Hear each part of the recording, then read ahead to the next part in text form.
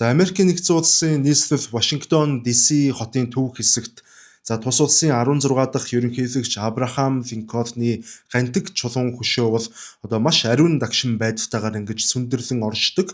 За энэ хүний талаар бид нэр одоо бодох юм бол хамгийн түрүүнд шударга ёсны төлөө тэмцэгч, боолуудыг чөлөөлөгч, эсвэл одоо улс орноо хуваагдлаас аврагч буюу иргэний дайны ялагч гэх мэтээр ингэж төгөлдөр баатрын дүрээр бол хамгийн түрүүнд төсөөлөлт буудаг.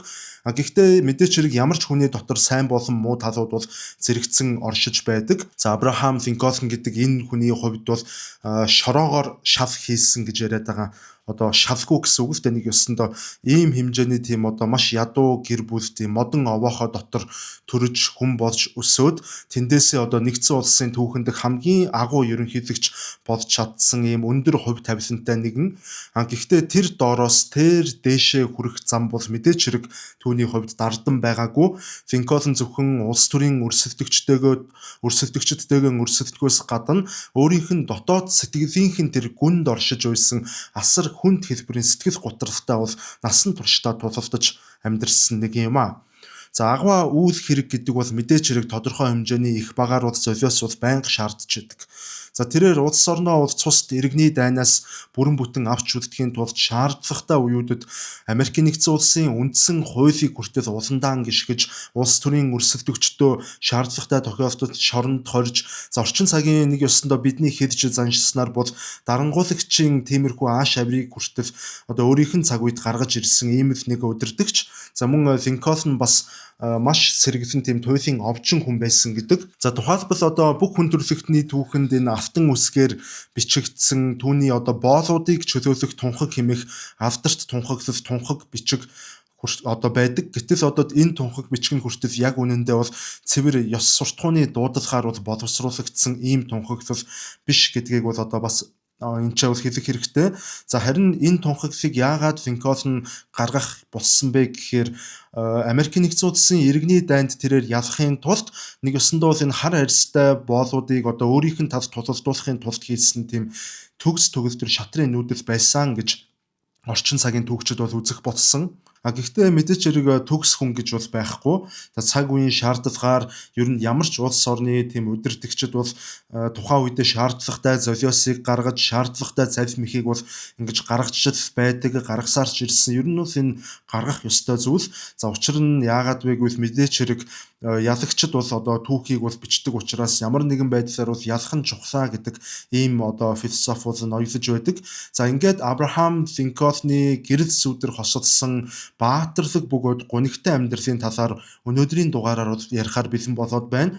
Гэхдээ нэг чухал зүйлийг бас одоо цохон хэлмээр байгаа юм.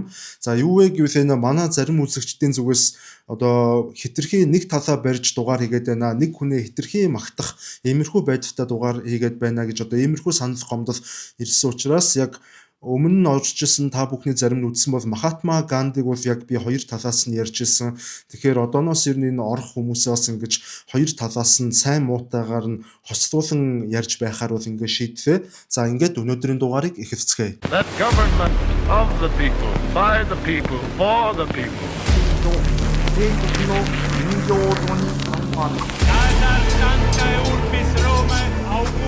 Здравствуй, мир международный. Урд минь Монголын уудам тал, хойно минь Монголын хүчрхэг их мордчрэг бай.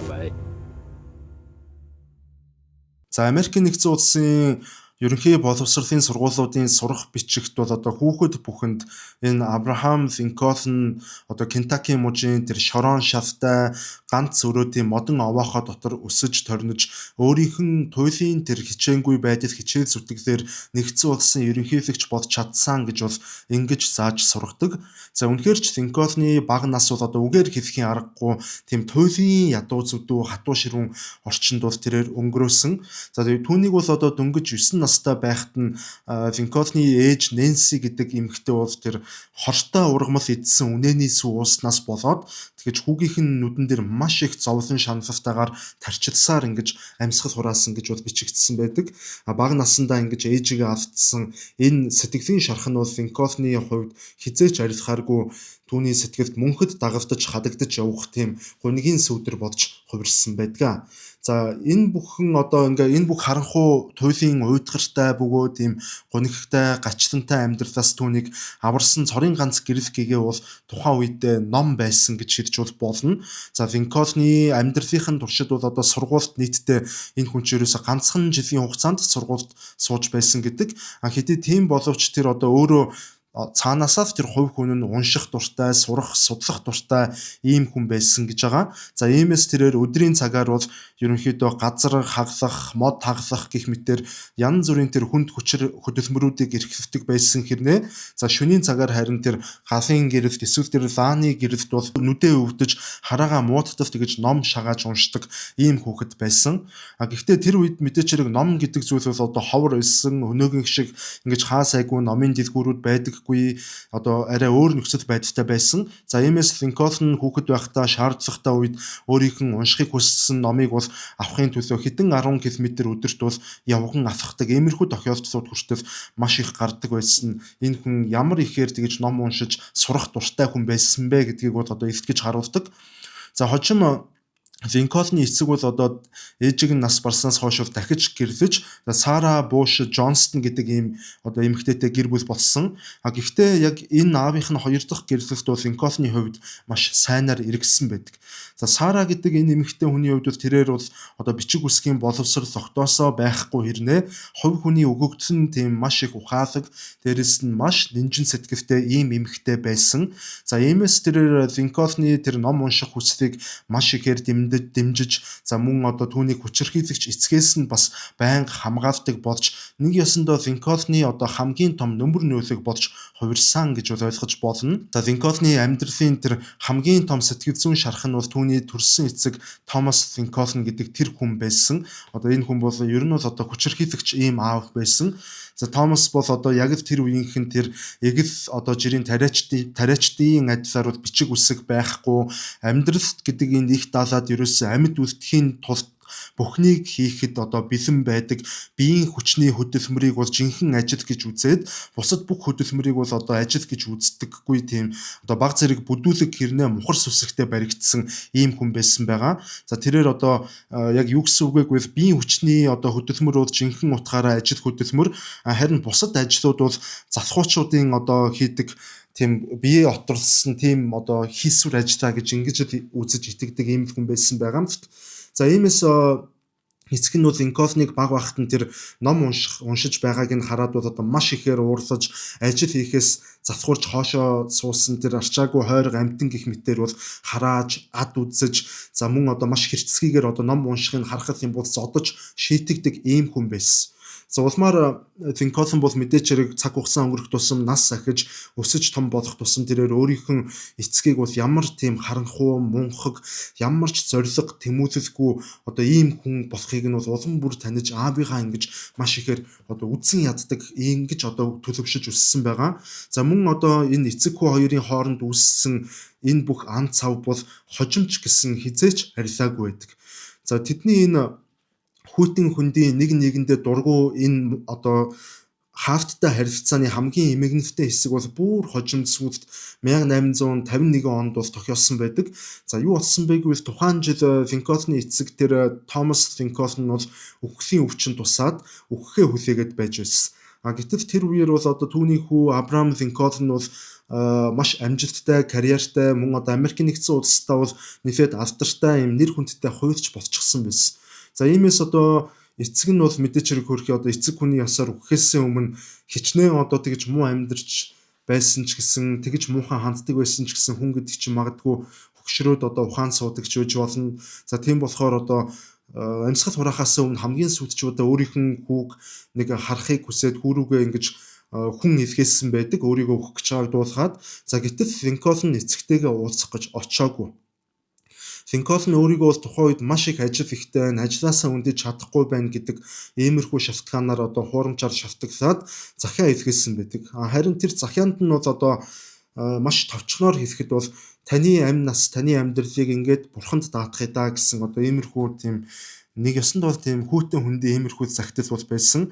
За ингээд энэ үйл явдлаас хойш хэдхэн 7 хоногийн дараа бол эцэг нь бол нас барсан.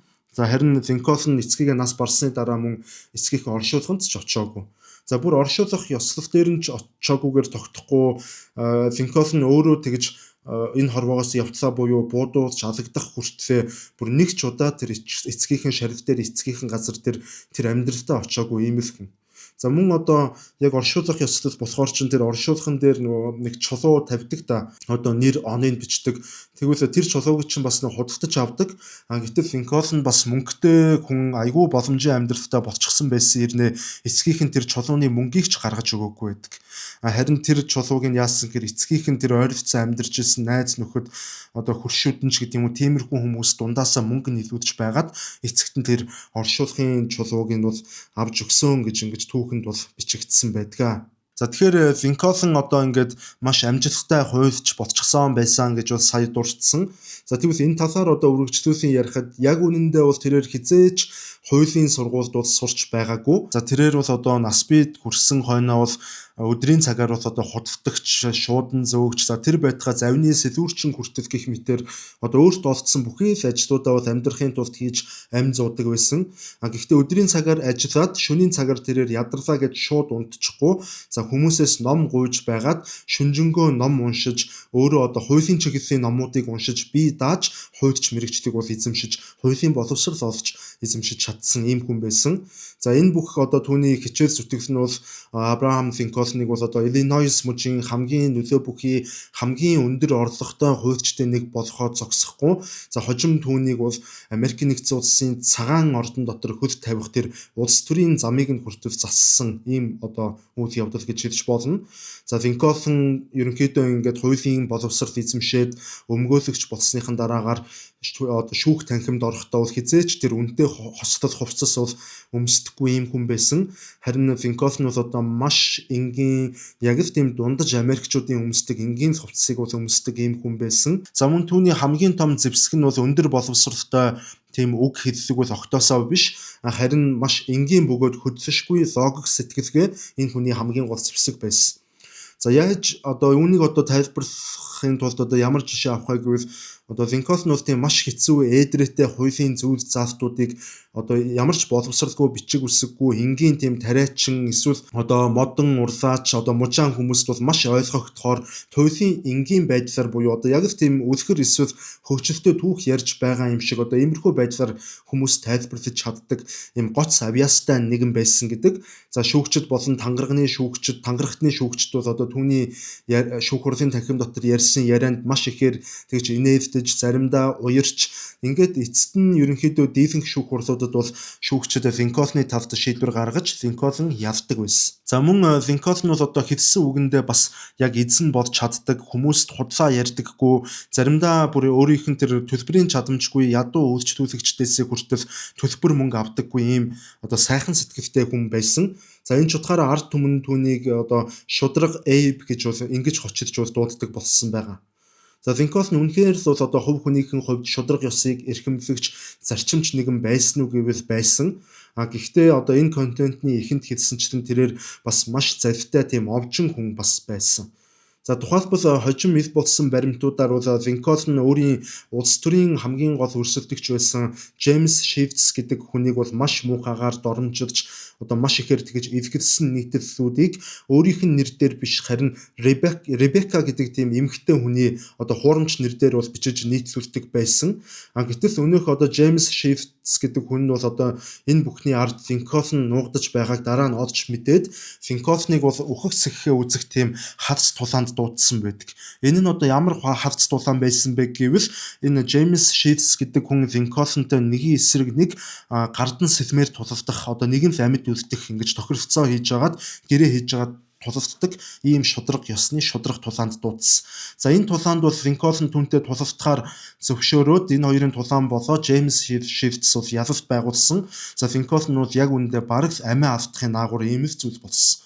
За ингээд үүнээс хойш тэрээр одоо илүү болгоомжтой болсон гэж бол хэлж болно. Хэдийгээр энэ хүн одоо Винкофен илүү болгоомжтой хөдөлдөг болсон ч гэсэн өөрийнх нь тэр дотор оршдог, өөрийнх нь давуу талч гэх нэг талаараа тэр завь мэгтэй чанаруудыг бол улс төрийн тавцанд хязээж бүр мөсөн хаяагүй байдаг. За түүнчлэн Абрахам Винкофен бол одоо сонгуульд явахын тулд олонний санаа бодолд яг тааруулаад өөрийн үзэл бодлоосоо бол маш их ухарч ийм буулт хийдэг ийм хүн байсан. За тухайлбал тэрээр боолчлыг эсэргүүцдэг үзэх давмгайлдаг умардын мужуудад очихдоо бол одоо боолчлол бол бузар булаа зүйлс гэж ингэж ярьж боолчлыг халахыг уриалдаг байсан хэрнээ харин яг эсэргээрээ тэр боолчлыг илүү дэмждэг өмнө зүгийн мужуудад очихдоо бол тэрээр за би бол ингээ хар болон цагаан арьснуудыг энэ нийгэм тэгш эрэхтэй амьдрна гэж хизээч одоо төсөөлж зүудэрч байгаагүй гэх мэтээр умар зүгийн мужуудад ярьснасаа бүр яг эсрэг иймэрхүү зүйлсүүдийг өмнө зүгийн мужуудад ингэж ярьдаг одоо ийм хоёр өөр зүйл нэг өсөндөө ярьдаг байсан. За одоо үүнийг магадгүй одоо улс төрч хүний залхим их гэж бол өмөрж тайлбарлах байх. За ингээд сүүлд буюу энэ 1860 онд бол ерөнхийлөгчийн сонгуул болсон. За энэ ерөнхийлөгчийн сонгуулиар бол бүгд найрамдах намаас Абрахам Линкольн нэр дэвших эрхээ бол авч чадсан. Гэхдээ тухайн үед бол одоо Линкольн бүгд найрамдах намын дотоодын тэр хамгийн нэр хүндтэй эсвэл хамгийн хүчтэй улс төрч байсан уу гэвэл мэдээж тэрээр байгаагүй. Гэхдээ Линкольн бол өөрийн тэр түрүүн ярьсан маш овжин залхим ихнийхэн ачаар нам доторх одоо өөрийнхөө хамгийн тэр хүчрхэг өрсөлдөгчдийн дунд өөр хооронд нь бол яс хаяж байгаад за тэднийг нэг өсөнд бол ингээ хооронд нь муудалцуулаад яг одоогийнхоор ярих юм бол юу хэмтэй энэ улс төрийн фракцуудын хооронд бол одоо хооронд нь фракцуудын хооронд яс хаяж фракцуудыг хооронд нь муудалцуулж хооронд нь дайтуулангуудаа за өөрөө харин аль нэг фракцад тавд засах бус бүгднтэй нь одоо яг тэнцүү аятайхан харилцаатай байж одоо бүх фракцуудад өөрийгөө бол ингэж хүлээн зөвшөөрүүлж чадсан байгаа. За ингэснээр өнөөх нөгөө хоорондоо байлж байсан хүчрхэг томоохон тэр улс төрийн фракцууд нь яг нэгээ хүлээн зөвшөөрч нэгээ ерөнхийлөгчд нэр дэвшүүлж чадахгүй байсан учраас тэд нэрээ дундаасаа тохиролцож байгаад бүгднтэй нь аятайхан харьцаж бүгднгийнх нь эрх ашигыг ингэж ойлголцож дундын зууч хийж чаддаг тэр Линкольныг бол ингэж эцэст нь Америкийн ерөнхийлөгчд нэр дэвшүүлэхээр ингэж тохирч ийм улс төрийн далд хушигны ард бол Линкольн ерөнхийлөгчд нэр дэвшсэн байдаг. За ингээд ерөнхийлөгчийн сонгуульд бол өрсөлдөөд Линкольн мэдээч хэрэг ялалт байгуулсан. Харин ерөнхийлөгч болсны дараа тэрээр одоо өөрийнхөө эсрэг хамгийн ширүүн өрсөлдөж за өөрийг нь бүр үгийн муухайгаар тэгж дайрч доромжиж байсан тэр улс төрийн дайснуудаа бол өөрийн танхимдаа хүртэл оруулж чухал яамнуудын сайдын тушаалуудад хүртэл ингэж томилж байсан. За энэ бүхнээс нь ингээ харах юм бол энэ Линкольн гэдэг хүн бол одоо хятадын тэр Сүнзийн дайтах урлаг номонд одоо дурдсанчлан тэр найзтайгаа ойр бай. Гэхдээ дайсантайгаа бүр илүү ойр бай гэдэг одоо энэ зарчмыг хэрэгжүүлж ажилласан юм уу даа гэж ингэж харагдаад байгаа. За ер нь Абрахам Линкольн гэдэг хүний гэрэл зургуудыг хэрвээ бид нэг ингээ сайтар ажиглаад харах юм бол энэ хүний нүднээс бас үгээр илэрхийлэхийн аргагүй тийм уйдхар гуниг тийм хүнд мэдрэмж бол харагддаг. За бүр нүүрнийх нь үрчлээс бүрээс баг асар их шаналл мэдрэгддэгч гэж хэлж болно. За хүмүүс түүний энэ бүх уйдхар гунигтай байдал тэр харцыг бол хараад юу гэж боддгоо гэхээр мэдээч Америкийн нэгдсэн улсын иргэний дайнд бол одоо сая хүний үхлийг шийдэж байсан ийм төрийн тэргүүн байсан учраас одоо тэр бүх улс төрийн ачаалал дарамт хүнд хэцүү он жилүүдийн улмаас энэ хүн бол ингэж зовлон үдсэн харцтай болсон гэж бол ерөнхийдөө үздэг. Мэдээч хэрэг одоо энэ бүхэн нөлөөлсөн үг гэвэл мэдээж нөлөөлсөн.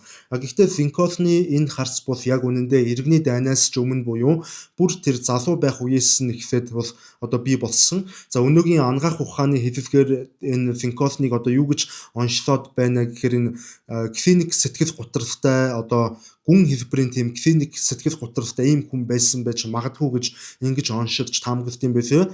За мэдээч хэрэг зовлон үдсэн хүн л бол бусдын зовлон одоо маш сайн ойлгож мэдэрдэг.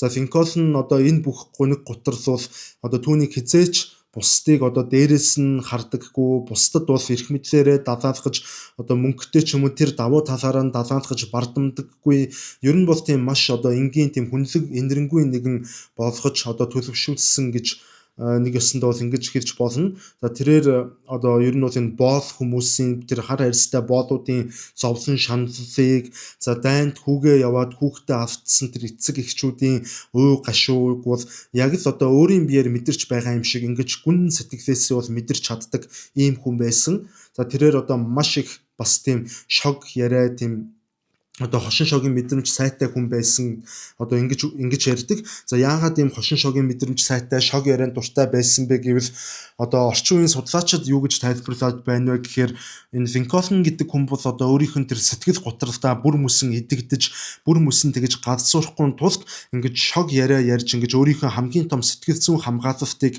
ингэж хошин шогоор орлуулсан одоо ийм хүн байж магадгүй гэж ингэж үздэг болсон юм бэ те. За үнэхээр ч одоо энэ Винкофен бол маш хэцүү тийм дэндүү хурцсадмал үеүүдэд ч гэсэн хүмүүсийн нулимсыг нь гартал одоо эдхийн хөшөөтөд ингэж инээлгэж чаддаг ийм хүн байсан талаар бол маш олон баримтуудад бичигдсэн байдаг. За тэрээр бүр нэгэн удаа бол хэрвээ би инээхгүй бол би шууд үхэх байсан гэж хүртэл одоо өөрийнх нь инээмсэг финхэн ард орших тэр одоо гуниг готрол нулимсыг ингэж тайлбарлаж байсан удаатай. За ингээд магадгүй түүний энэ бүх сэтгэл готрол ба одоо шог инээд хоёрын төгс хосол нь ингээд эцэст нь бол ер бусын түүний одоо бусдыг татахт тэр өөрмөц харизмыг бол бүтээж уралсан байж ч бас мэдих юм. Гэхдээ сэтгэл готролыг нь одоо бас дутуу үнэлж болохгүй. Одоо энэ нь одоо түүнийг одоо үхлийн ирмэгт хүртэл буюу энэ сэтгэл готрол нь түүнийг хамгийн сүүлийн цаг мөч хүртэл одоо амьдралын туршид насан туршид нь дагалдаж явсан байдаг. Винкофен ерөнхийдөө залуу хуйдж байх үедээ бол хэд хэдэн удаа маш хүчтэй тийм сэтгэл готролд орж одоо хэдэн өдрийн турш өөрийгөө одоо гэрт дотроо өрөөнд дотроо ялангуяа тэгж төгжиж ганцаараа нийгмээс ингэж тусгаарлагдаж байсан ийм тохиолдлууд бол гарсан байдаг. За мөн одоо сэтгэл готролын дээд зэгтээ хүрэх үед нь бол түүний найзууд нь Винкофений гэрт очиж байгаад Винкофенийг амиа хорцгож магадгүй гэж айсан учраас гэрт доторх тэр хайж, хутга, сэрээ гэх мэт тийм хурц үзүүртэй ч юм уу шавгар үзүүртэй иймэрхүү зүйлсийг нь бүгднгийн гэрээс нь гаргаж нууж байсан гэдэг одоо иймэрхүү баримтууд байдаг. За мөн Винкофений эхнэр тэр Мэри Тод Винкофен гэдэг эмэгтэй бол өөрөө сэтгцийн хувьд бол маш тогтургүй, хитрхи их уур уцаартай, сэтгэл хөдлөлөө хянаж чаддаггүй ийм эмэгтэй байсан. За тэрээр одоо олонний нүдэн дээр бол нөхрөө хараан зүхэж, заримдаа бүр кофе эсвэл халуун цай хүртэл одоо шууд газар руу шидэж, асгаж, хагалж савдаг одоо ийм их төрлийн хүн байсан гэдэг баримтууд байгаа. За мөн одоо цагаан ордны тэр одоо эхнэр нь нэгэн тийм одоо байсан учраас одоо цагаан ордны тэр яг ажиллаа явуулдаг ажлын танхимууд нь бол Винкофений хувьд одоо хувьдаа тэгж амарч тайвшрах одоо тийм нэг боломжийг олгодог одоо эхнэрийнхэн гэр бүлийн тэр уур хилэнгээс цухтаадаг ийм орон зайны үүргийг бол давхар гүйцэтгэдэг байсан ч гэж магадгүй. Гэхдээ магадгүй одоо энэ бүх эхнэрийнх нь газрууд бас шалтгаанч байсан байж мэднэ. За ямар шалтгаан байсан байж магадгүй вэ гэвэл Винкофен гэдэг энэ хүн бол өөрөө 4 хүүтэй хүн байсан. Гэтэл энэ хүний 4 хүүхдийн 3 хүүхэд нь бага наснда бол нас барсан. За тухайлбал одоо бага хүү Эди бол 3 наснда таалал төгссөн. За Виви 11 наснда нас барсан. Таад нь бол бүр 18 нас хүрчээд одоо хүн дөвчний бол мас нүдэн дээр нь энэ 3 хүүхэд бол ингэж нас барсан байдаг. За нэг ялангуяа энэ яг Америк нэгдсэн улсад иргэний дайн эд өрнөж байсан 1962 онд бол түүний одоо хамгийн хайртай хүү Виви нь бол цагаан ордон дотор байхдаа бол өдөржин шөнжин халуурсаар байгаад 11 наснда бол ингэж нас барсан. За энэ явдлаас болоод яг дайн болж хахад ийм зүйл болсон учраас Винкофен бол ухаан мэдрэлийн авттал ингэж хагас гадзуу болтлоо ингэж гашуудаж одоо өөрийгөө яг нөгөө залуу насны травмагаараа өрөөнд дотроо ганцаарангийн түгжиж за мөн одоо ингэ түгжээд иймэрхүү одоо албан үүргээ гүйцэтгэж чадахгүй байдалд орсон учраас энэ дайны үед улс орныг удирдах ингээ ямарч сэтгэлийн тийм одоо тэнхэлгүй болж байсан юм харамсалтай үйл явдлын баримт байдаг. За мөн одоо энэ эхнэр Мэри нь бол ингэж 2 дахь хүүхэд нь ерөнхийдөө энэ нас барсны дараагаар бүр мөсөн бараг сэтгэл нь бол сэтгсэн солиорсон гэж бол ингэж үздэг. За одоо тэгвэл эндээсээ шууд өргөжлүүлээ түүний боолчлын асуудлын талаарх 2 нүртэй хандлагын талаар бол одоо ярив. За Америкийн түүхэнд Абрахам Винкофеныг бол сая боолуудыг гав гинж дөнгнөөс нь чөлөөлсөн за агва чөлөөлөгч хэмээн үздэг учраас за түүний хөшөө баримлыг нь хүртэл ингэж асар хүндэтгэлтэйгээр нийслэл хотноо бол ингэж барьж босгосон. За гэхдээ яг бодит байдал дээр түүний боолчлол болон тэр арьс өнгөний үзлийн талаарх бодол нь бол маш их зөрчилдөөнтэй, ээдрээтэй бүр одоо зарим үед эвт ийм 2 нүур гаргасан ийм байдалтай бол байсан. Нэг өсөндөө бол Винкофен хизээж анханасаа боолчлолыг бол шууд бүрэн устгахыг бол юм дэмждэг хүн бол байгаагүй. За яг хувь хүнийх нь итгэл үнэмшлийг ингэж өнгийгөөд харах юм бол Винкофен боолчлол гэдэг энэ зүйлийг бол одоо маш ихээр жигшдэг хүн байсан уу гэвэл жигшдэг хүн байсан. За яагаад анх чигшдэг болсон бэ гэвэл Линкольн тэр залуу байхдаа Миссисипи мөрний одоо усан дээгүүр тэгэж усан завиар аялаж явахдаа тийм гав гинжээр тэгэж гинжлүүлж дөнгөлүүлсэн маш олон боолуудын цувааг ингэж харсан байгаа. За энэ дүр зураглал бол түүнд ингээ маш ихээр тухайн үед таалагдаагүй. Түүний дотоод сэтгэлд бол тийм маш их жигшил зэвүүцлийн мэдрэмжийг бол өгсөн байдаг. Тэрээр ерөнхийдөө энэ боолчлал гэдэг бол Америкийн нэгдсэн улсын тусгаар одоо тогтносын тунхаг бичиг дээр бичигдсэн бүх хүн тэгш эрхтэй бүтээгдсэн гэдэг энэ ариун бөгөөд үндсэн зарчимтай бол шууд одоо нэгэсэндээ бүхэлдээ бол одоо зөрчилдөж харшилж байгааг бол маш хатуу шүүмжилдэг ийм хүн байсан. За мөн тэрээр одоо тэр үед ч гэсэн Америкийн нэгдсэн улсад энэ баруун зүгт буюу одоо зэрлэг баруун гэж нэрлэдэг шүү дээ бид нэр одоо нэгэсэндээ Америкийн нэгдсэн улс баруун тишиг бол газар нутгийн тэлэлт бол хийж эхэлж байсан ийм цаг үе. За иймээс одоо Линкольн энэ боолчлалын асуудлыг тэр баруун зүгт шинээр нэгдэж Америкийн нэгдсэн улсын бүрэлдэхүүнд шинээр орж байгаа тэр баруун зүгийн мужуудад энэ боолчлалын үзэл санааг бол дэлгэрүүлэхгүй байх иймэрхүү чиглэлийг барьж одоо эцсийн дүндээ энэ боолчлал бол хараа эндээ өөрөө ерөнхийдөө устгах ёстой гэдэг иймэрхүү ёс суртахууны байр суурьтай ийм хүн байсан. За хожим одоо түүний энэхүү эсэргүүцэл энэ үзэл баримтал нь бол яг үүндээ тэр өмнөдийн мужуудыг умардын мужуудаас нь салан тусгаарлах буюу тэр Америкийн нэгдсэн улсын иргэний дайны эхлэлийн бас суурийг тавьж түлхэж өгсөн одоо ийм үйл явдал болсон ч гэж нэг талаар бол харж болно. За ингээд одоо хэдийгээр хувь хүнийх нь үзэл бодол итгэл үнэмшил нь иймэрхүү байсан боловч тэрээр харин нөгөө ерөнхийлөгч болцоход ерөнхийлөгчийн хуваар шийдвэр гаргахдаа бол өөрийнх нь тэр ёс суртахуунаасаа илүүтэйгээр улс төрийн тооцооллыг бол нэн тэргуунд тавьдаг ийм хүн байсан. За тухайлбал 1862 онд иргэний дайны яг эд үеэр бол тэрээр өөрийн нөгөө авторт нийтлэлж Horace Griffith-д одоо илгээсэн тэр загталтаа бол одоо өөрийнх нь зорилгыг маш тодорхой одоо бичсэн байдаг. Энэ загтал бол яг хожим нь бол ил болсон. За энэ загтлаар Абрахам Линкольн юу гэж бичсэн байсан бэ гэвэл за миний энэ дайнд бол хамгийн одоо дайнд оролцож байгаа хамгийн гол зорилго бол Америкийн нэгдсэн улсыг бүрэн бүтнээр нь аварч үлдэх явдалд бол оршиж байгаа. За хэрвээ Америкийн нэгдсэн улсад байгаа бүх боолуудыг цаашид үрд мөх боол хэвээр нь байлгаж байж энэ улс ингэж бүрэн бүтэн үлдэх ёстой гэж үзэх юм бол би боолуудыг боол хэвээр нь байлгах болно. Яг түнчлэн хэрвээ нэгдсэн улсад байгаа бүх боолуудыг чөлөөлж байж энэ улс бүрэн бүтэн үлдэн гэвэл би энэ боолуудыг чөлөөлнө. Миний гол зорилго бол боолын асуудал биш, нэгдсэн улсын бүрэн бүтэн байдлын тухай асуудал гэж одоо ингэж бичсэн байдаг. За үүнээс харуул ерөнхийдөө энэ боолуудын эрх чөлөө бол түүний хувьд улс төрийн одоо гол зорилго нь бол огтоосоо байгаагүй.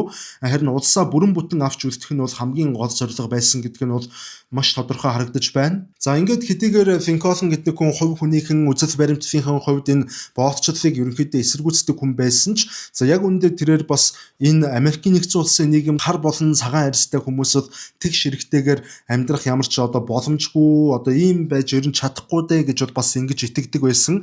За тухайлбал энэ 1858 оны тэр авторт Линкольн болон Дуглас нарын мэтгэлцээний үеэр бол тэрээр олон нийтийн өмнө бол яг ингэж хэлсэн байдаг. За би бол энэ хар болон цагаан арьснуудын хооронд бол нийгэм улс төрийн тэгш эрх тогтоохыг бол хизээж дэмжиж байгаагүй. Одоо ч би дэмждэггүй. Би хар арьснуудад сонгуул өгөх эрх олгож, за тэднийг мөн одоо шүүгчээр ажиллаж, эсвэл одоо цагаан арьсд хүмүүстэй гэрлэхийг бол хизээж дэмжиж зөвшөөрч чадахгүй гэж маш тодорхой бөгөөд ингэж хатуу мэдэгдсэн байдаг. Энэ өөрийнх нь амар мэтгэлцээний үеэр ингэж хэлсэн байдаг. Гэхдээ яагаад ингэж хэлсэн бэ гэвэл одоо тухайн үед мэдээч хэрэг хар арьстай хүмүүс бол сонгуул өгдөггүй байсан, цагаан арьстай хүмүүсд сонгуул өгдөг байсан. За иймээс тэрээр бол цагаан арьстай сонгогчдын саналыг авахын тулд одоо ингэж хэлсэн гэж ойлгож болно. За улс төрч хүний л одоо нэг ёсондоо ийм гаргадаг манж сан юм уу даа гэж одоо надад бол ойлгогдож байна. За мөн тухайн үед одоо зарим боол эзэмшигчид өөрсдийнх нь зөвшөөрлөөр өөрсдийнх нь мэдэлд байсан боолуудыг ингэж чөлөөлж болдог байсан. Нэг ёсондоо эрх чөлөөт хүмүүс одоо болдог гэсэн үг тэдгээр чөлөөлөгдсөн боолууд. За гэтэл Линкольн тэдгээр чөлөөлөгдсөн хар арьс боолуудыг Америкт үлдээхийг бас огтоосоо хүсээгүй. Тэрээр одоо энэ хар арьс болон цагаан арьстай хүмүүсийг ингэж нэг дор инх тайвнаар зэрэгцсэн амьдарч одоо ижил эрхтэйгээр амьдрах боломжгүй гэж одоо үнэн сэтгэлээсээ үздэг байсан. За иймээс тэрээр одоо энэ чөлөөлөгдсөн боолуудыг усан онгоцонд суулгаад эрх чөлөөтэй эмчин дээр Африк төврүүн эсвэл тэр Төв Америкийн улсууд руу ингэж одоо шилжүүлэх ийм төслийг бол маш идэвхтэй дэмжиж бүр Америк нэгдсэн улсын ерөнхийлөгч болсныхын дараагаар хүртэл энэ төслийг бол дэмжиж төрийн сан хөмөргөөс тодорхой хэмжээний санхүүжилтийг хүртэл олгож байсан ийм хөдөлшгүй баримтууд бол байдаг. Гэхдээ яг үнэндээ одоо энэ төсөл бол хизээч бүтээгүй бүрэн бүтээлгүйцсэн нь бол ингээд тодорхой болсон. За боолчлын асуудал одоо энэ талаарх байр суурь бол нэг иймэрхүү байна. Гэхдээ Винкофны хувьд одоо бүр илүү том асуудал нь гэвэл мэдээч хэрэг Америкийн авторт иргэний дайн байсан. За 1861 онд Авраам Линкольныг бол ерөнхийлөгчийн тангараг өргөх үед Америкийн нэгдсэн улс аль хэдийнэ бол ингээ хоёр хуваагдахад бол бэлэн болчихсон иймэрхүү нөхцөл байдалтай байсан. За өмнөдийн нийтдээ 7 муж бол Америкийн нэгдсэн улсаас цалан тусгаарласнаа зарлаж өөрсдийн тусгаар тогтнолыг байгуулж за дайны бэлтгэлд бол ороод байсан ийм цаг үе. За иймээс одоо шинээр сонгогдсон ерөнхийлөгч Линкольны одоо улс төрийн цорын ганц хамгийн том зорилго нь бол ямар ч үнээр хамаагүй Америк нэгдсэн улсын бүрэн бүтэн байдлыг аварчулдах явдал болж хувирсан. За тэгэхээр сая хэлсэнчлэн энэ нь одоо ямар ч үн цэнээр хамаагүй гэж сая хэлсэн. Тэгэхээр энэ нь одоо яг энэ ямар ч үн цэнээр хамаагүй гэдэг энэ үг нь одоо Линкольн гэдэг хүнийг Америк нэгдсэн улсын түүхэнд дэх одоо цорын ганц хамгийн том дарангуйлагч мөн одоо хамгийн харгас хэрцгий шийдвэр гаргасан ерөнхийлөгч болгож түүхэнд мөнхрүүлсэн. За Линкольн бол цэргийн ямар ч мэдлэггүй ийм хүн байсан яг бодит амьдрал дээр. Гэхдээ тэрээр одоо дайн байлдааны стратеги, газрын зураглал, за цэрэг армийн тийм ном зохиолуудыг бол одоо өдөржин шүнжин уншиж судалсаар яг нөгөө ном уншсаар хагаад хуульч болсон гэдэгтэй адил за одоо өөрийгөө тэгж ном уншсаар хагаад ерөнхий командлагч болох нь гэж бэлтгэж одоо ийм гайхалтай одоо ийм зүйлийг одоо хийсэн үнэт одоо ном уншсаар хагаад өөрийгөө ингэж бас давхар цэрэг айран байлдааны стратегийн мэдээлгүүдийг олж авангуудаа өөрийгөө ингээ дайны ерөнхий командлагч болгочихж байгаа одоо гайхалтай гэхээс өөр юу хөө. За тэрээр ингээ ямар ч маргаангүйгээр бол туйлын төвчээртэй алсын хараатай ийм өдөрдөгч бол байсан. За Линкольны толгойлж байсан тэр умардын айран бол одоо дайны эхний 2 жилд бол одоо өмнөдийн авторт генерал энэ бол маш автортай генерал шүү. Роберт Лигийн өдөрдсөн айранд бол одоо дараалан ялагдах хүлээж маш шившигтэйгээр тогтмол ялагдаж сая долларын хохирол болон олон мянган цэргүүдийн амь насыг бол ингэж автаж эхэлсэн Авраам Линкольн. За нэгэнт ингээд асар их хохирол амсаад за мөн одоо эдийн засагчсан туйлын хүнд байдалд орсон учраас Линкольны өдөртөж байсан тэр умардын мужууд бол ерөнхийдөө ард иргэд нь бол одоо дайныг эсэргүүцэх хөдөлгөөнийг өрнүүлээд за Линкольн чи одоо энэ дайнаа ерөнхийдөө яг одоо зогсоо өмнөдийн талд бол зүгээр хүссэн зүйлийг нь өгчих тэднэрт тусгаар тогтнолыг нь олгоцгоо гэх мэтэр иймэрхүү шахалт шаардлагууд Америк нэгдсэн улсын нийгэм даяар бол маш хүчтэй гарч эхэлсэн байдаг. Гэхдээ Линкольн энэ бүхнээс болоод ерөөсөө бууж өгөөгүй. Тэрээр одоо цэргийн маш чадварлаг генералуудыг бол одоо цөхөртлөө хайцны эцэс 2 хүнийг олж чадсан байдаг. За нэг хүн нь бол одоо Ulysses Grant гэдэг генерал байсан бол нөгөөдгөө нь William T. Sherman гэдэг одоо ийм 2 генералыг олж аваад за тэднэр бол одоо өөрийнх нь цэргүүдийг өдөрдүүлж эхэлснээр дайны хувь заяа өөрчлөгдөж умардын тал ялалт байгуулж эхэлсэн байдаг. За энэ 2 генералын ур чадварыг бол нээж илрүүлэх хүртлээр Линкольн маш олон генералуудыг бол баг оймсчгээ сольж ингэж тусалшгүй бол эрэл хайгуул хийсэн. За мөн одоо тэрээр улс орноо аврахын тулд тухайн үед ямар ч одоо эзэн хааны эдвэж байгаагүй одоо тэр асар том эрхийг эдвэж мөн Америк нэгдсэн улсын ерөнхийлөгчдийн урд өмнө болон Линкольны хойнч төрөн гарсан тэр ямар ч ерөнхийлөгчийн эдвэж байгаагүй тэр хэмжээлшгүй эрх мэдлийг бол өөрийнх нь гарт бол бүрэн төвлөрүүлж чадсан ийм ерөнхийлөгч байсан. Тэрээр бүр одоо конгрессийн зөвшөөрлгүйгээр хүртэл маш олон удаа дур мэдэн шийдвэр гаргаж байсан. За эдгээрийн дотроос хамгийн ноцтой нь гэвэл одоо үндсэн хуулийн суурь зарчмыг бол бүхэлд нь зөрчсөн явдал байдаг. Америк нэгдсэн улсын одоо үндсэн хуульд бол ямар ч хүнийг шүүхийн шийдвэргүйгээр хорж болохгүй гэдэг ийм одоо үндсэн зарчим бол үйлчилдэг байсан. За гэвч Линкольн одоо энэ хуулийг бол дур мэдэн одоо конгрессийн зөвшөөрлгүйгээр бол цуцалсан. Тэрээр өөрийнх нь эсрэг үг дугарсан, өөрийнх нь эсрэг үзэл бодолтой байсан. Эсвэл Линкольны тэр хийж байгаа дайныг бол шүмжилсэн. Тийм мянган сэтгүүлчид, мянган сонины эрхлэгчид, энгийн иргэд одоо бүр хотын дарга нар зарим улс төрчдийг өглөөгийг хүртэл ямар ч шүүх хурлгүйгээр шууд баривчилж одоо ингэж шоронд хордог ийм хүн байсан. За түүний энэ үйлдэлүүдийг одоо яг өнөөгийн энэ ардчлалын хэмжүүрээр хэмжих юм бол цэвэр дарангуутал гэж одоо харахаас өөр арга бол байхгүй. За мөн Lincoln дайныг эсэргүүцсэн мэдээлэл тараасан гэх шалтгаанаар бас одоо 100 хэвлэлийн газруудын үйл ажиллагааг хааж за мөн улс орон даяар тэр цахилгаан мэдээний шугамуудыг шууд цэргийн хяналтанд бол авсан одоо ийм үйл явдлууд бол болсон байдаг. За тэр үед одоо түүнийг шөмжилсэн хэн боловч ерөнхийдөө шууд улс их орноос урагч гэдэг ийм нэр зүүж бол шоронд хоригддаг байсан. За түүнчлэн ингээд одоо дайн удаан үргэлжлэж ингэж дайн сунжирч сайн дураараа ингэж айжимдаа цэрэгт явах хүн байхгүй болж ихэлсэн учраас Lincoln Америкийн түүхэнд анх удаа бүх нийтийн албатан цэрэг татвахын хуулийг бол ингэж баталсан ийм ерөнхийлөгч гэж ойлгож болно. Гэхдээ энэ албатан цэрэг татвахын хууль нь бас яг шудраг хууль бас байгаагүй. За яагаад шудраг хууль байгаагүй вэ гэж ингэж үзэж байна вэ гэхээр баян хүмүүс ерөнхийдөө бол $300 төлөөд өөрийнхөө оронд ямар нэгэн тийм төлбөрийн чадамжгүй хүмүүсийг явуулж болдог ийм хуулийн цорхойг Lincoln зориуд бий болгосон байгаа. За үүнээс нь болоод нийгэм даяар ерөнхийдөө одоо маш их эсэргүүцлийн үзэл санаа дэлгэрч энэ баячуудын эхлүүлсэн дайн тулаанд бол ингээ ядуус тулалдаж өгч байна гэсэн ийм уур хилэн нийгэм даяар дэгдэж за энэ бүр эцэстээ 1863 онд Нью-Йорк хотод бол Америкийн түүхэндх тэр хамгийн том тийм цусд иргэний бослого хүртэл гарсан байдаг. За энэ иргэдийн эсэргүүцэлд энэ бослогын хариуд бол Lincoln шууд цэргийн хүчийг ашиглаж иргэд рүүгээ галт нэг тушаал өгч ингээ тэр өдөр бас 300 энгийн иргэн ерөнхийлөгчийн тушаалаар бол алагдсан өөрсдийнх нь зэргүүдэд. За энэ бол ингээд Abraham Lincoln гэдэг хүний түүхэндх хамгийн том хар тал гэж хэлж болно. Гэхдээ бас нөгөө талаас нь харах юм бол яг энэ одоо баян хүмүүсийн тэр төлсөн $300 Lincoln болон Америкийн засгийн газарт хэрэгтэй байсан үг бол маш их хэрэгтэй байсан. Тухайлбал одоо Lincoln-ийн засгийн газар тэр цэрэг армаа хангалттай хэмжээгээр хангах тэр буу зэвсэг сумаас ихлээд бол хоол хүнсгээд хувцас хэрэглэл гээд маш их мөнгөний одоо шаардлага байсан учраас яг мөнгөтэй хүмүүс нь бол одоо ингээ мөнгө өгөөд эх орондоо ингэж одоо албаа дүүцүүлээд энэ цэрэгт явж байгаа цэргүүд ингэж хувцаслаж хоолол харин мөнгөгүй хүмүүс нь бол биеэрээ зүтг гэдэг ийм л одоо логикийг баримталсан байгаа юм. Тэгэхээр Lincoln-ы гаргасан энэ одоо дайныг эцсийг нь хүртэл үргэлжлүүлэх одоо энэ шийдвэр нь бол одоо хүн төрөлхтний түүхэндх ингээд хамгийн том ингээд цус иргэний дайн болж одоо бүртгэгдсэн. Гэхдээ Америкийн иргэний дайн бол маш тийм цус иргэний дайн байсан. За Америкийн иргэний дайнд бол нийтдээ энэ 620 мянга гаруй Америкчууд ам өргөцсөн. За энэ нь одоо ямар хэмжээний тоог вэ гэвэл Америкийн нэгдсэн улс дэлхийн 1-р дайнд, дэлхийн 2-р дайнд. За энэ хоёр дайн дээр нэмээд бүр Вьетнамын дайнд амиа алдсан нийт Америкийн иргэдийн тооноос илүү хэмжээний хүмүүс Америкийн иргэний дайнд бол амиа алдсан гэж хэлж болно.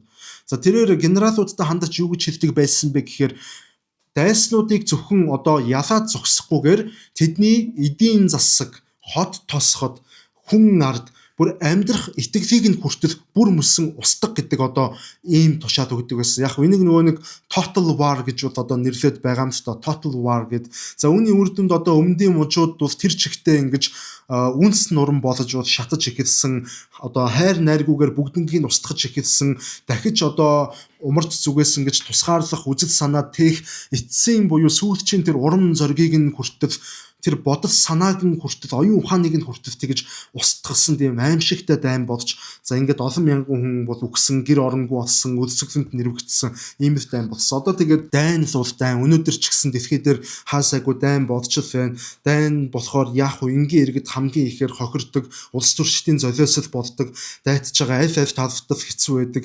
Тэгэл одоо дайн гэдэг одоо яг үндэ ийм эмгэнэлтэй хүн төрөлхтний одоо хамгийн муухай хар тал хэрнээ хүн төрөлхтнийг одоо мөхөн устгах хүртэл буюу хизээч арилахгүй энэ бидний энэ оюун санаан дотор үрд хадаастай байдаг нэг ёсондоо энэ хүн төрөлхтний мөн чанарын нэг хэсэг тэр хар талынх нэг хэсэг юм болоодаа л гэж ингэж дүгнэгддэг болсон. За ингээд гол яриандаа үргэлжлүүлээд орё арай ингээ хадуураа явчлаа. За 1863 оны 1-р сарын 1-ний өдөр шинэ оны эхний өдөр за Abraham Lincoln нь бол одоо өөрийнх нь алдартай тэр чөлөөлөх тунхаг хэмээх тунхаглалт гарын үсэгт зурсан байдаг. За энэ тунхаг бичиг нь бол одоо Америкийн түүхэндх хамгийн агуу ёс суртахууны ялалт гэж алдаршиж чадсан байдаг боловч яг үнэндээ энэ нь бол цэвэр цэргийн хэрэгцээ шаардлагын үүднээс ингэж одоо үүссэн дэлхийн нийтийн нүдийг бол ингэж бүрэн бүсэн бүхэлд нь хуурч чадсан маш ухаалаг улс төрийн жүжиглэлт улс төрийн шатрын нүүдэл болж чадсан гэж бол хэлж болно. Одоо яг уу энэ боолчлыг чөлөөлсөн чөлөөлөх тунхаг гэдэг байгаа энэ зүйлийг бол би арай өөр өнцгөөс нь бол та бүхэн тайлбарлаж бол ярих гад байна л да. За энэ Авраам Линкольны энэ одоо чөлөөлөх тунхаг гарах хүртэл бол умардын айрам одоо иргэний дайнд бол зөвхөн салан тусгаарласан тэр мужуудыг буцааж нэгтгэхийн төлөө тулалдаж байсан. За гэтэл Линкольн энэ чөлөөлөх тунхаглал гэдэг энэ бичиг баримтаа гарын үсэг зурснаар энэ Америк нэгдсэн улсын иргэний дайны утга учир бол бүхэлдээ өөрчлөгдсөн байгаа. За яаж өөрчлөгдсөн бэ гэвэл энэ тунхаглал бий болсноос хойш энэ дайн нь бол одоо зүгээр нэг тийм газар нутгийн маргаан биш харин хүний эрхийн төлөөх дайн. За боолчлыг устгахын төлөөх юм ариун дайн болж хувирсан байдаг. Өмнө нь энэ иргэний дайн бол өөр хоорондоо энэ салан тусгаарласан мужуудаа нэгтгэхийн төлөө Авраам Линкольн бол тулалдаж байсан бол би боолчлыг чөлөөллөө гэдэг тунхаглал гаргасны дараа энэ боолчлыг дэмждэг мужуудын эсрэг тулалдаж байгаа учраас энэ дайн нь одоо ёс суртахууны хувьд хүний эрхийн төлөөх дайн, боолчлыг устгахын төлөөх дайн болоод хувирчихсан гэж одоо ингэж ойлгож байна. За энэ шийдвэр нь бол ингээ Америк нэгдсэн улсын түүхэнд ингээ шинэ хуудсыг нээж энэ хүн төрөлхтний ёс суртахууны одоо оргилын зүгт хийсэн маш том үсрэлт бодж бол ингэж өнгөн дээр бол өөрчлөгдсөн. За мөн одоо энэ тунхаглалын дагуу 200 мянга гаруй өнгөт арьс ирчүүд одоо хар арьстай хүмүүс гэсэн үг. За умардын айрамд ингэж аль бие ёсоор эвсэн орж өөрсдийнхөө энэ эрх чөлөөний төлөө буу барин тулалдах эрхтэй болсон байдаг. За энэ боломж нь бол одоо иргэний дайны ялалтанд Линкольны тал ялалт байгуулахад маш том дэмжлэг бол түүнд болсон гэдгийг бол одоо онцлох хэрэгтэй. Энэ бол одоо Авраам Линкольны тэр боолчлын тунхаглалын гол бас зорилго нь байсан гэдгийг бол ойлгох хэрэгтэй. За гэхдээ дээлэн хүмүүсийн Линкольны гаргасан чөлөөлөх тунхаглалаар бол одоо Линкольн ерөөсөө нэг л өдрийн дотор тэр Америк нэгдсэн улсад байгаа бүх боолуудыг бол одоо ингээд сулалчихсан гавд дөнгнөөс нь чөлөөлчихсөн гэж бол ингэж бол андуурдаг. За гэхдээ бодит байдал дээр энэ тунхаг бол одоо гарсан тэр эхний нэг өдөр бол нэг ширхэгч боол Америк нэгдсэн улсад бол эрх чөлөөтэй бодож чадаагүй. За Линкольны энэ тунхагийг яг нарийн уншаад үзэх юм бол дотор нь бол маш том залхи мэх агуулгдсан байдаг. За Линкольн ямар залхийг энэ тунхаг дотор оруулсан бэ гэхээр өмнөд зүгийн мужуудын боолуудад хамаатай ийм л тунхаг байсан байгаа. За өөрөөр хэлбэл одоо Линкольны талынхны одоо тулалдаж байгаа тэр өмнөдийн мужууд буюу тэр Линкольны дайснуудын тэр нутагт амьдарч буй тэдгээр бүх боолууд за өөрсдийнхөө эзэдийн эсрэг ингэж бослог гаргаж эзэдийнхээ эсрэг тулалдаж за бидний талд зүтгэж бидний айрамд алга хааж бас эзэдийнхээ эсрэг буу зэвсэг барих юм бол тэр боолуудыг бид нэр чөлөөлнө гэдэг ийм агуулгатай ийм тунхаг байсан. Нэг осонд бол ингээ харахаар бол ерөөсөө ингэж одоо өөрийнх нь талд бол байсан тэр хойд зүгийн одоо нутаг дэвсгэр дээр амьдарч байсан өөрийнх нь нутагт амьдарч байсан тэр боолууд одоо хэдийгээр айрамд эзсэж өмнөдийн тал эсрэг бол тулалдсан ч гэсэн тэднэрт бол эрх чөлөө олгогдох ямар ч боломж бол байгаагүй. Зөвхөн өмнөдийн боолууд эзнээсээ урвсан өмнөдийн боолуудыг чөлөөлнө гэснээс биш умардын боолуудад эрх чөлөөг бол тэрээр олгоогүй байсан. Ингээд тухайн үед одоо дайтагч өмнөдийн мужуудын одоо эдийн засаг болон тэр дайны ард тал тэр чигтээ бол тэр хар арьстай боолуудын нуруунд дээр бас тогтож байсан. За гэтэл Линкольн тэдгээр боолуудыг чөлөөлөх ийм тунхаг гаргаснаар боолууд ер нь бол маш олноороо бослог гаргаж за умард зүг рүү бас маш олноороо зүхтаж умардын айрам бааж за өөрсдийнхээ эрх чөлөөний төлөө тэр итгэл үнэмшлийн төлөө умардын талд өмнөдийн эсрэг бол ингэж маш олноороо тулалдана гэдгийг бол Авраам Линкольн маш сайн тооцоолсон байсан. За ер нь бол ингээ харахаар бол Авраам Линкольны энэ боолчлын чөлөөлөх тунхаг бол маш тийм залжин шийдвэр байсан. За энэ өмнөдийн мужууд гэдгээд байгаа тэр иргэний дайн гаргасан тэр салан тусгаарлах шийдвэр гаргасан тэр мужууд бол ерөнхийдөө маш их хөвөн тариалдаг юм давуу талтай мужууд байсан. За иймээс дайны эхний жилүүдэд бол хөвөнгийн худалдааны давуу байдлаас болоод тэр Европын Англи, Франц зэрэг одоо хүчирхэг гүрнүүд за өмнөдийн мужуудыг бол ерөнхийдөө Америк нэгдсэн улсын аль бие ёсны засгийн газар мөн гээд одоо Линкольны одоо удирдах байсан хойд зүгийн мужуудыг биш тэр бослог өмнө гаргаж салан тусгаарлах үзэл гаргасан өмнөдийн мужуудын тусгаар тогтнолыг бол хүлээн зөвшөөрөөд тодорхой хэмжээний тэм цэргийн тусламж болон эдийн засгийн одоо дэмжлэг тусламж үзүүлэхэд бол бэлэн байгаагаа ингэж илэрхийлж эхэлсэн байдаг. За энэ бол Линкольны хувьд бол маш том аюулын дохио байсан. Хэрвээ өмнө зүгийн мужуудад Европын улс орнууд их гүрнүүд бол дэмжлэг үзүүлэх юм бол Америкийн иргэний дайнд өмнө зүгийн мужууд бол бүрэн ялалт байгуулах бүрэн боломж бүртгэхээр байсан. За гэтэл яг энэ үед Авраам Линкольн өнөөх алдартай тэр боолуудыг чөлөөлөх тунхаг гэдэг тэр тунхаглаа гаргаснаар за өмнөдийнх нэг бол одоо тэр чигээр нь дэлхийн нийтэд энэ боолчлыг дэмжигч хүмүүсийг боолчлагч юм мангасууд гэдэг имижээр хар PR-аар дэлхийн нийтэд харуулж чадсан байгаа. За яагаад ингэж хүчтэй нөлөөлсөн бэ гэвэл яг Америкийн нэгдсэн улсын иргэний дайн болж байх үед бол Европын Англи болон Франц зэрэг эдгээр томоохон гүрнүүдэд бол боолчлол бол хэдийнэ халагдчихсан, албан ёсоор халагдчихсан байсан. За иймээс Англи болон Францын ард түмэн болон тэдгээр улсуудын засгийн газрууд бол ёс суртахууны хувьд аваад үзэх юм бол өмнөдийн мужуудыг дэмжих ингээ ямарч боломжгүй болж хувирсан гэсэн үг. Өмнөдийн мужууд хүний эрхийг зөрчдөг, боолчлыг дэмждэг ийм харгас бурангуй дэглэм учраас энэ дэглэмийг ёс суртахууны хувьд боолчлыг хавсан Англи болон Франц улсууд дэмжих ёсгүй, боломжгүй одоо ийм л зүйл болж байгаа. Ингээ ерөнхийдөө энэ Европын зүгээс одоо өмнөдийг чиглэн ирэх тэр бүх дэмжлэгүүд нь бол одоо зогсож чадсан. За үүнийг бол Линкольн ингэж уран аргаар зогсоож чадсан байгаа. За ингээд 1865 оны 4-р сарын 9-ний өдөр энэ 650 мянга гаруй хүний амьд хүрсэн Америкийн нэгдсэн улсын түүхэндх хамгийн цусд дайн болох Америкийн иргэний дайн албан ёсоор умардын ялалтаар өндөрлсөн. За 4 жил үргэлжилсэн энэхүү цус дайн дуусаж өмнөдийн генерал Роберт Ли бол одоо бууж өгөх гэрээнд бол гарын үсэг зурсан. За Линкольны хувьд бол одоо энэ бол мөрнөөс ингээ маш том одоо ачааг баг уул аваа шиг тийм том ачааг бол аваад хайсан юм шиг ийм сайхан уужуу амьсгаа авах ийм боломжийг бол тэр хүнд бол бий болгосон. За тэрээр одоо нэгэнтээ дайн дууссаны дараа бол өөрийнх нь эхнэр тэр Меритигээ хамт цагаан ордны цэцэрлэгт хүрээлэнд алхаж байхдаа за эхнэрийнх нь зүг хараад бол одоо чин сэтгэлээсээ за Мери минь одоо ингээ хоёулаа одооноос ингээ жинхэнэ утгаараа амьдарч эхэлцгээе дээ гэж ингэж хэлж байсан байдаг. За гэтэл хамгийн харамсалтай нь яг ингэж хэлэх үед Линкольн гэдэг хүнд амьд явах амьдрах ердөө 5 өдрийн хугацаал үлдсэн байсан. 1865 оны 4-р сарын 14-ний орой Линкольн өөрийн эхнэрийн хамтаар Форд театрт бол одоо инэдмийн жүжиг үзэхээр ирсэн. За жүжиг ингээд эд дундаа орж танхим дүүрэн хүмүүс инээдэж байх үед энэ өмнөдийн талыг дэмжигч улс төрийн одоо үзэл баримтлалтай жүжигчин Джон Уилкс Бут хэмээх хүн бол ерөнхийлөгчийн тэр жүжиг үзэж байсан лоожид бол нууцаар нэвтэрж орж ирээд Линкольны ард дагц руу чимээгүйхэн ойртож буугаад чиглүүлээд яг нэг удаа ингэж буутсан. За ингээд ерөнхийлөгч Линкольн толгоондоо маш хүнд үхлийн шарх аваад эмнэлэгт хүрэгдээд тэгээ маргааш өглөө нь буюу 4-р сарын 15-ны өглөө бол ингэж амьсгал хураасан. За тэрээр Америкийн түүхэнд ингэж албан тушаалаа хашиж байх үедээ буудуулж амь үргэлжсэн анхны ерөнхийлөгч болж хувирсан. За хэдийгээр иргэний дайн дууссан ч дайнд ялагдсан өмнөдийн талын үзэн ядалт дайнтай хамт бол дуусаагүй байсан гэдэг нь бол энэ ерөнхийлөгчийн алалгаас бол одоо маш тодорхой харагдаж байгаа юм. За Линкольн бол одоо эцсийн эцэст Америк гэдэг энэ шинэхэн бөгөөд одоо хүчирхэг гүрнийг бүрэн бүтэн авч үлдэхийн төлөө өөрийнх нь энэ амийг автан амийг золиослсон ч гэж бол нэг талаар хэлж болно.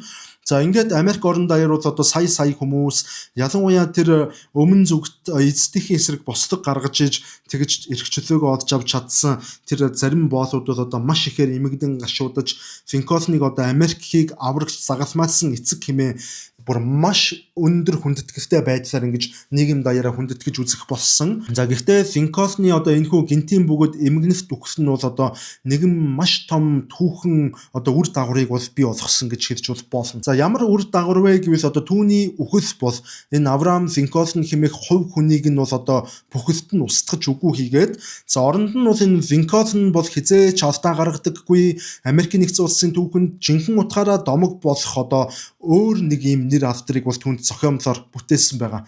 Ер нь энэ улс төрч хүмүүс ингээ албан үүргээ гүйцэтгэж байх хугацаанд амиа авдах юм бол домог болж үлддэг. Маш олон улс орнуудад ийм жишээ байдаг. За манай улсад хүртэл яг ийм жишээ бол байдгийг бид нэр бүгдээрээ маш сайн мэднэ. Ингээд ер нь бол бас ингээ дан ганц улс төрч гэлтгүүгээр нийгмийн бүхий тодорхой салбаруудад ингэж тодорхой хэмжээний амжилтанд хүрээд явж байх үедээ амиа автсан бол тэр хүн ингэж домог бодж үлддэг. Бид нар бас ингээд домог болсон Америкийн рэперүүдийг хүртэл ингэж маш сайн одоо мэддэг иймэрхүү жишг бол харагддаг. За ингээ ямар ч тач Линкольн гэдэг хүн амьд байхдаа бол ингэж маш олон алдаа гаргасан, олон харгас үйлдэлүүдийг хийсэн, за үндсэн хуулийн хүртэл удаа дараа зөрчсөн ийм л хүн. Иймээс одоо түүний уг үйлдэлүүдээс нь болоод Линкольныг бол дарангуулагч, тэнэг тариачин, алуурчин гэх мэтээр одоо маш ихээр харааж, доромжилж одоо хэвлэлүүдээр хүртэл түүнийг ингэж хутаанд доромжилдаг ийм үзэгдлүүд байсан. Энэ хүн өндөг шиг өөгүй хүн байгаагүй, маш их нийгмийн дарамтууд, доромжлууд одоо дайсных нь хараад зөвхлүүд бол энэ хүнийг чиглэдэг байсан. За мөн Линкольныг одоо эмнэлгийн орон дээр нөө буудуулчаад ухаангүй амьсгал хураагаад одоо амьсгал хураах гээд хэвтэж байх үед нь тухайн үеийн Америк нэгдсэн улсын төрийн нарийн бичгийн дарга William Schwartz орж ирээд за түүний орных нь хажууд нь ирж зогсоод тэр өрөөнд байсан хүмүүст хандаж одоо Линкольн түүхэнд мөнхрөх болно гэж хэлсэн байдаг. За үнэхээр ч түүний үг яг үнэндээ биелээ болсон. Одоо хэдүүлээ дүгнээд үзэхэд Авраам Линкольн бол одоо зовлон зүдгүүрт идэгдсэн, сэтгэл готролт гүн гүнзгий автсан, үхэл хагцалтай байнгын тэмцэлдсэн, за улс төрийн гүн гүнзгий шаварт хутгагдсан, за нэмээд одоо хаяас бүдүүлэг үг хэрэглэж одоо хүмүүсийг ч гэсэн одоо харааж өрөөдж амнаасаа хараад хэлдэг, за үндсэн хуулиач гэсэн зөрчгөөс буцдаггүй, ийм л одоо игэр жирийн алдаа дутагдaltaй, заримдаа юм хэрцгий авир гаргадаг одоо хүнс байсан байхгүй. Энэ хүн чинь жүжигчин биш, яг бодит хүн байсан. Тэрээр өөрийнх нь дотор орших энэ бүх чөтгөрлөг талууд, энэ улс төрийн хязгаарлагдмал одоо байдлаа эцэст нь даван туулаад ингээд зөв цагтаа хамгийн хүн шийдвэрийг гаргах тийм одоо хангалттай, ухаантай бөгөөд эр зоригтой ийм хүн байсан нь одоо энэ хүнийг бол бусдаас онцгой болгож өгсөн. Энэ одоо түүний онцгой зан чанар, тэр зөв цагтаа ухаалаг байх, эр зориг гаргах энэ зан чанар бол Америк нэгдсэн улсын иргэний дайныг бол одоо умардын ялалтаар өндөрлүүлж чадсан гэсэн үг. Ингээд Авраам Линкольны түүх бол төгс одоо баатрын үлгэр домог бол тогтоосоо биш, харин хүн өөрийнхөө хамгийн хар бараан сүдэртэйгээ хэрхэн тэмцэлдэн амьдарч, хэрхэн гэрэл гэгэрүү тэмүүлж, за эцсийн дүндээ бас хэрхэн дэлхийг өөрчилж чаддгийн хамгийн бодит, бас одоо хамгийн том агуу, бас жоохон тийм гунигтай түүхчин болоо даа л гэж ингэж одоо бодогдож сунда. Тэгэхээр таны хувьд одоо юу гэж бодогдож байна? Авраам Линкольн таны хувьд одоо ингээ яг би бүхэл өнцгөөс нь бол ярьлаа. Сайн талуудыг ярьлаа, тэр завтай, мэгтэй, овчин байснуудыг ярьлаа, сэтгэл готролтой байсан ярьсан, инэрэнгүү үзэлтэй байсныг ярьсан. За мөн одоо дарангуулагчийн ааш авир гаргаж хүмүүсийг үндсэн хууль зөрчиж хоромт хийдэг байсныг ч гэсэн ярьлаа. Тэгэхээр таны хувьд одоо юу гэж бодогдож байна? Энэ хүн одоо үнэхээр тэр цаг үеийн шаардлагаар зөв шийдрүүдээ гаргаад явсан уу? Эсвэл энэ хүн танд арай өөрөөр харагдаж, энэ хүнийг харах үнцэг тань арай өөрчлөгдөж, энэ хүн танд таалагдахгүй байна уу? За энэ талаар та сэтгэл хэсэгт бусадтайгаа хуваалцаарай.